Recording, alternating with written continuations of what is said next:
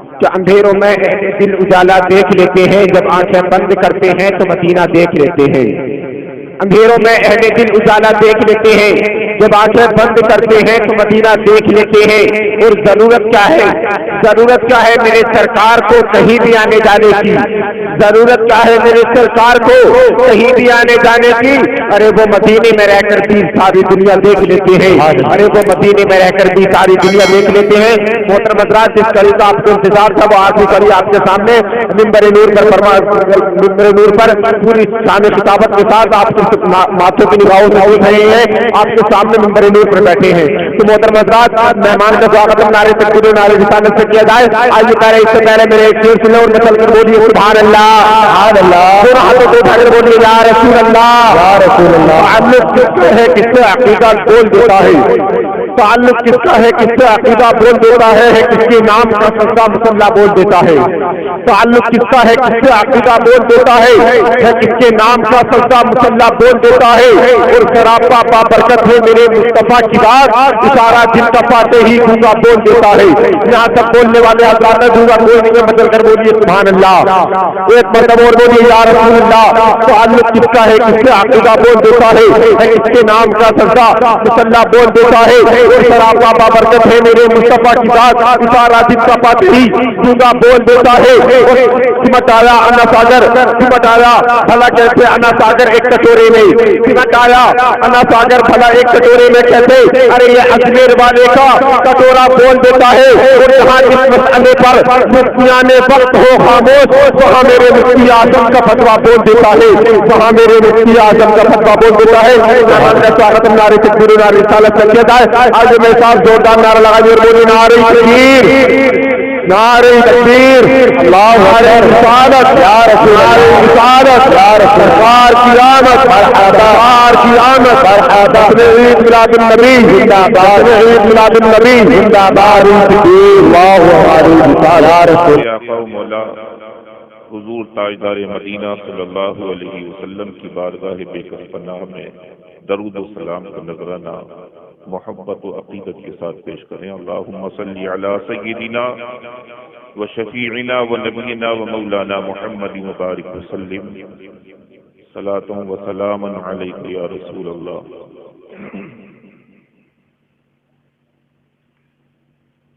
یہ اہل سنت والجماعت کا ایک اصول ہے کہ جب بھی وہ نعت پڑھتے ہیں یا تقریر شروع کرتے ہیں تو اس سے پہلے اپنے آقا کی بارگاہ میں درود و سلام کو نذرانہ پیش کرتے ہیں۔ وجہ اس کی وجہ یہ ہے کہ آقا خود ارشاد فرماتے ہیں من صلی علیہ وجبت لہ شفاعتی، جس نے میرے اوپر محبت سے ایک مرتبہ بھی درود پاک پڑھ لیا تو اس پر میری شفاعت واجب ہو گئی۔ سبحان اللہ۔ تو درود پاک پڑھنے کو جب جب کہا جائے تو آپ پڑھ لیا کریں، لیکن اسی درمیان میں کوئی بات اچھی لگے تو سبحان اللہ بھی اپنی زبانوں سے ادا کر لیا کریں۔ میں کوئی اتنا ولولہ انگیز تقریر کرنے والا مقرر نہیں۔ آپ نے محمد شان صاحب قبلہ سے بھی بہت پرزور انداز میں تقریر اور اصلاحی تقریر سماعت فرمائی، اور اس کے بعد ہمارے محترم صاحب جو ابھی خطاب فرما رہے تھے بہت اصلاح کے ساتھ آپ سے رخصت ہوئے۔ اب میں سوچ رہا ہوں کہ میں ادھر سے چلوں۔ میرے درود پاک پڑھیں، اللہم صلی علی سیدنا و شفیعنا و نبینا و مولانا محمد مبارک وسلم، صلاۃ و سلام علیک یا رسول اللہ، صلاۃ و سلام علیک یا حبیب اللہ۔ کچھ ظلم نے شعلے بھڑکائے،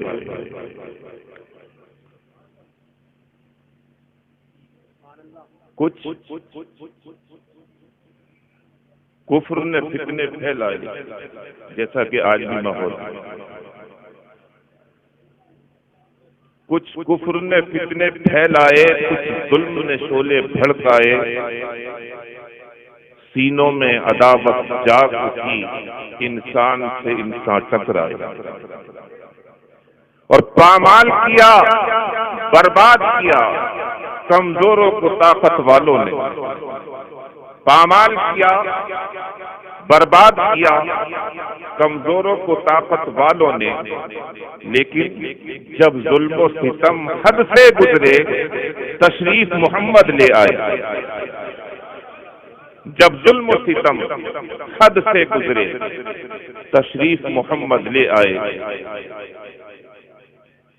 رب تبارک و تعالی نے قرآن مقدس میں ارشاد فرمایا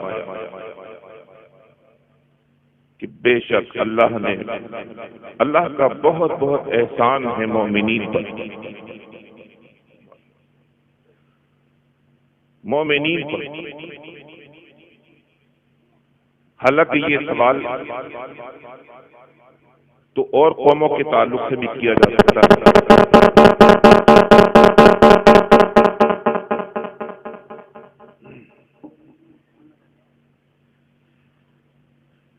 لیکن رب تبارک و تعالی نے صرف احسان مومنین پر ہی کیوں جتایا؟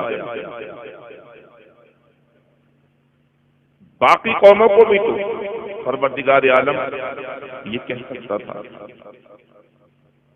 کہ فلاں پر بھی احسان، فلاں پر بھی احسان، فلاں پر بھی احسان. لیکن نہیں، قرآن کریم کے اندر صرف اور صرف مومنین پر احسان بتایا گیا.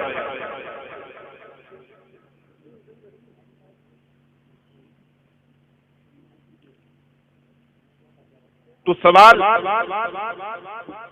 پیدا ہوا کہ یا اللہ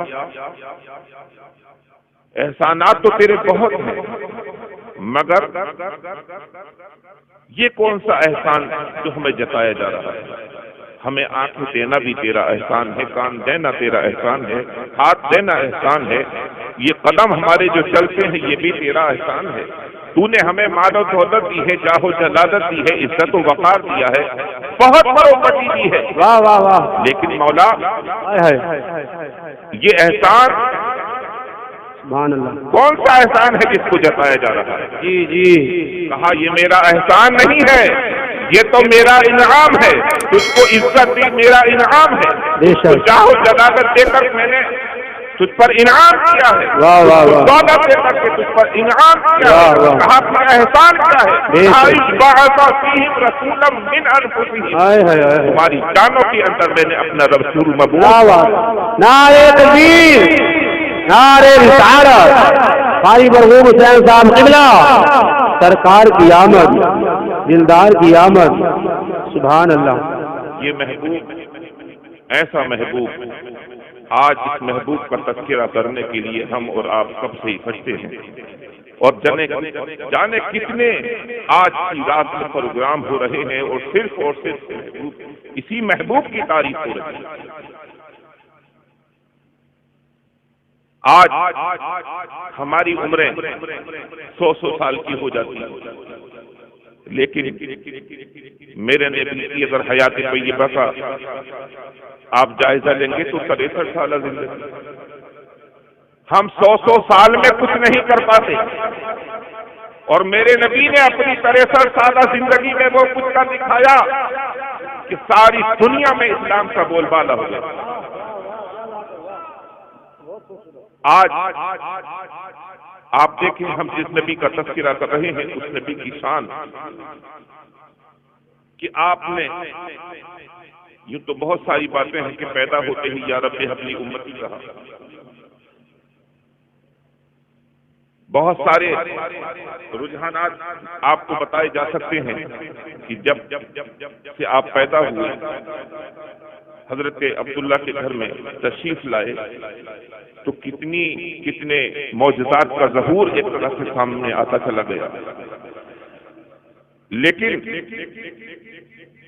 بچپن سے لے کے جوانی تک یوں کہیے کہ 40 سال کی عمر گزر جاتی ہے ابھی حکم ربی نہیں ہوا تھا، اس لیے 40 سال تک میرے نبی نے تبلیغ اسلام نہیں فرمائی۔ آج لوگ یہاں بھی نشانہ داغتے ہیں کہ اس نبی کو نبوت 40 سال کے بعد ملی، 40 سال کے بعد نبوت ملی نہیں، میرے نبی کو 40 سال کے بعد نبوت نہیں ملی، بلکہ میرے نبی نے اپنی نبوت کا اعلان 40 سال کے بعد کیا۔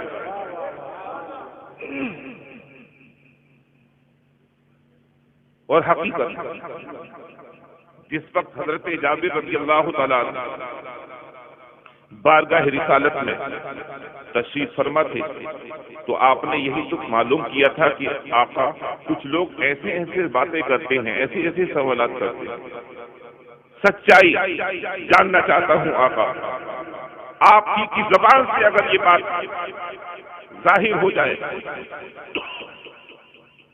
تو پھر ہم ان لوگوں کے منہ پہ ایک تماچا مار سکتے ہیں۔ میرے آقا نبی دو عالم صلی اللہ علیہ وسلم نے فرمایا کہ اے جابر تم بار بار اس بات کو پوچھتے ہو کہ میری نبوت کب تھی کب تھی کب تھی، کہا جب تھی جب کب تھی نہ تھا۔ سبحان اللہ سبحان اللہ، بہت خوب۔ لا شمس ولا قمر ولا جنت ولا جہنم ولا ملک ولا عرش، ہائے ہائے واہ واہ واہ، انا محمد نور من نور اللہ۔ ہائے ہائے سبحان اللہ، نعرے تکبیر، نعرے رسالت، سرکار کی عظمت، نعرے تکبیر۔ کہا نہ جنت کا وجود تھا، نہ جہنم کا وجود تھا، نہ شجر نہ حجر، نہ ہوا ہے نہ فضا ہے نہ فضا ہے، نہ زمین ہے نہ آسمان ہے نہ سمندر ہے نہ پہاڑ، کچھ نہیں تھا مگر میں اس وقت نبی تھا۔ تو اب یہ مسئلہ تو حل ہو گیا کہ آقا خود ارشاد فرماتے ہیں کہ میں اس وقت بھی نبی تھا، تو اب اتنا تو ہم جانتے ہی ہیں کم سے کم اللہ تبارک و تعالیٰ نے ہمیں انسان بنایا ہے، تو سمجھنے کے لیے ایک کمپیوٹر ہمارا دماغ بھی تو دیا ہے ہمیں۔ اگر آنکھیں دیکھنے کے لیے دیے ہیں، کان سننے کے لیے دیے ہیں، تو پھر دماغ سوچنے کے لیے تو دیا ہے نا۔ ہم اتنا تو جانتے ہیں کہ جب یہ مائک، یہ پہلے مائک تھا یا لوہا، یہ کپڑا تھا یا کرتا، یہ ٹوپی تھی یا پہلے کپڑا، اتنا تو ہم جانتے ہیں کہ اس کو بھی تو واہ واہ کیا مثال ہے، وہی جواب نہیں۔ مائک واہ یہ بعد میں بنا، بے شک، پہلے یہ لوہا تھا، لوہا پہلے، بے شک، پہلے تھا کپڑا، کرتا بنا کپڑے میں سے، بے شک بے شک بے شک، واہ، تو پھر ہم اس مسئلے کو حل نہیں کر لیتے۔ جی جی، ہمارے دماغ سوچنے سمجھنے کے لیے اللہ نے ہمیں دیے ہیں کہ جو چیز پہلے ہوتی ہے بعد میں اسی میں سے کچھ بنتا ہے۔ جی جی، واہ واہ کیا بات ہے، پہلے تھی مٹی، ہائے ہائے، تو حضرت آدم علیہ السلام بنے مٹی سے، ہائے ہائے کیا بات ہے، اور حضرت آدم علیہ السلام دنیا کے سب سے پہلے انسان۔ سبحان اللہ، حق ہے، دنیا میں کوئی بشر تھا ہی نہیں، جی حضرت آدم علیہ السلام دنیا کے سب سے پہلے بشر، جی، سب سے پہلے انسان حضرت آدم ہے، بے شک، اور آقا ارشاد فرماتے ہیں کہ میں آدم سے بھی پہلے ہائے ہاں، واہ واہ، نعرے تکبیر، نعرے رسالت، واہ کیا بات ہے، سبحان اللہ۔ اور اتنا ہی نہیں، زبان نبوت سے خود ارشاد فرما رہے ہیں کنت نبیا و آدم بین الماء والطین، اے لوگوں میں اس وقت نبی تھا جبکہ حضرت آدم علیہ السلام آب و گل کی منزلیں طے کر رہے تھے۔ کنت نبیا و آدم لمنجد فی طینتہ، میں اس وقت بھی نبی تھا جس وقت حضرت آدم علیہ السلام مٹی اور پانی کے درمیان تھے۔ آقا ارشاد فرماتے ہیں حضرت آدم علیہ السلام کا پتلا بنا ہی نہیں، ابھی مٹی کو گوندا جا رہا ہے، اور میں نبی. تو اب جب نبی تھے، جب یہ نبی تھے، یہ نبی بنے تو کس میں سے بنے؟ یہ تو ہمیں ماننا پڑے گا جو پہلے تھا اس میں سے ہی بنے. تو حضرت جابر عرض کرتے ہیں اللہ کے پیارے نبی پہلے تو خدا، کیا بات ہے، واہ واہ. تھا. جی تو میرے آقا نے ارشاد فرمایا کہ تو تیرا نبی کب جدا تھا؟ واہ واہ، کیا کر صاحب. یہ بھی تو وما ينطق عن الهوى تھا، یہ بھی فنا فی اللہ تھا، یہ بھی بقا فی اللہ تھا، یہ بھی وجہ اللہ تھا، یہ بھی نور من نور اللہ کا تھا. واہ واہ واہ واہ، سبحان اللہ. تو اب یہ مسئلہ تو حل ہو گیا کہ ہمارے نبی نور ہیں. واہ، حق ہے. بشری لبادے میں آقا تشریف لائے. اس سے پتہ یہ چلتا ہے، اس بات کی وضاحت ہو جاتی ہے کہ نبوت کے لیے بشر ہونا ضروری نہیں ہے، واہ واہ واہ، لیکن اعلان نبوت کے لیے بشریت ہونا ضروری ہے. واہ واہ واہ، حق ہے. میرے نبی تو اس وقت میں نبی ہیں کہ جب دنیا کا پہلا انسان بھی نہیں آیا. حق ہے. آج لوگ اختلاف کرتے ہیں کہ اس نبی کو نبوت 40 سال کے بعد ملی، اور اس بات کو یاد نہیں کرتے کہ جب حضرت جبرائیل علیہ السلام سے عمر کے تعلق سے پوچھا تھا کہ اے جبرائیل تمہاری عمر کتنی ہے؟ کہا آقا ویسے مجھے یاد نہیں ہے، ویسے تو بہت لمبی عمر ہے میری، لیکن ہاں اتنا بتا سکتا ہوں کہ چوتھا حجاب یعنی آسمان، پہلا